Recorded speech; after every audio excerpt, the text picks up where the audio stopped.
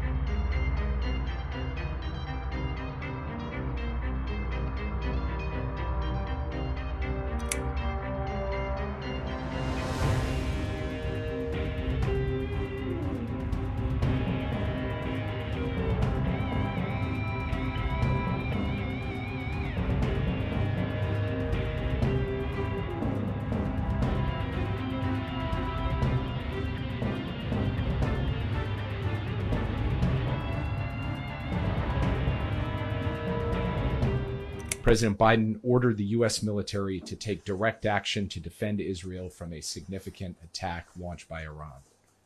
Side by side, U.S. naval destroyers joined Israeli air defense to intercept a rainfall of inbound missiles, ballistic missiles fired directly from Iran. Over the past 15 months, we've remained vigilant to the further threats and attacks from Iran and its proxies, including Hamas, Hezbollah, and the Houthis. People seem to forget the basic fact of this conflict and these past 15 months. Israel did not seek or start this war. Hamas started this war, invading Israel in military formations, killing 1,200 people, kidnapping and holding hostage hundreds more, Israeli citizens and citizens from around the world.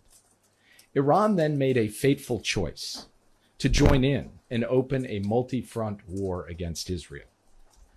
Backed by the ironclad security partnership with the United States, Israel has defeated 2 direct attacks from Iran and directly struck into Iran in response, degrading Iran's military capability. Hezbollah's leaders are gone, and we have concluded a ceasefire in Lebanon, the terms of which make clear that Hezbollah can never again rebuild its terror infrastructure to threaten Israel. Hamas's leaders are gone, including the masterminds of October 7th. And we will make sure that Hamas can never again threaten Israel as they did on October 7th, ever. And now the Assad regime in Syria is gone, removing the primary client state of Iran in the region and the lifeline to Hezbollah. When Joe Biden said to those who seek to take advantage of October 7th and to use that tragic day to threaten and attack Israel, don't. This is what he meant, and we still mean it. Don't. The balance of power in the Middle East has changed significantly, and not in the way that Sinwar or Nasrallah or Iran had planned.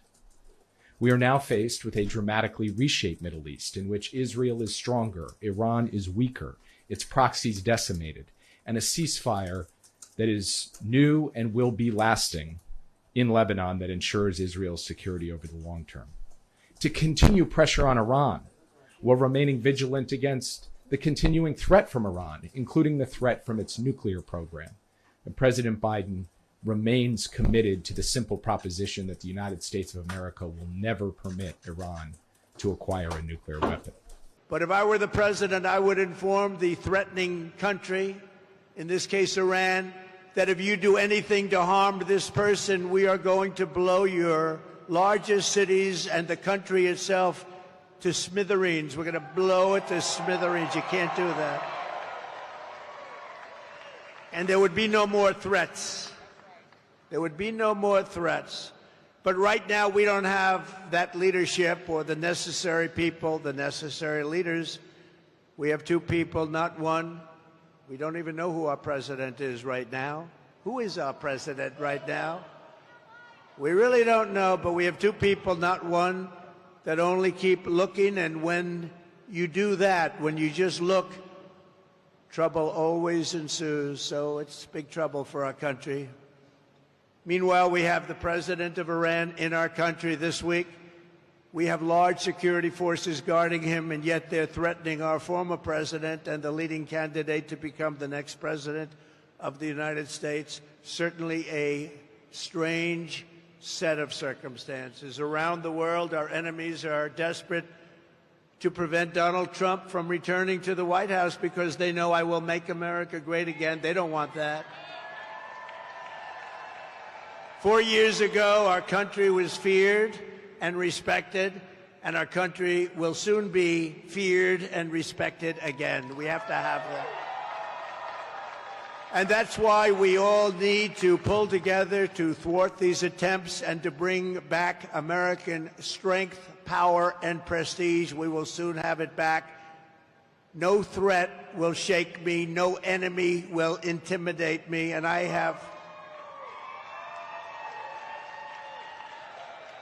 have never been more determined than I am today, and I will never back down in my fight to make America great again, which is what we're doing.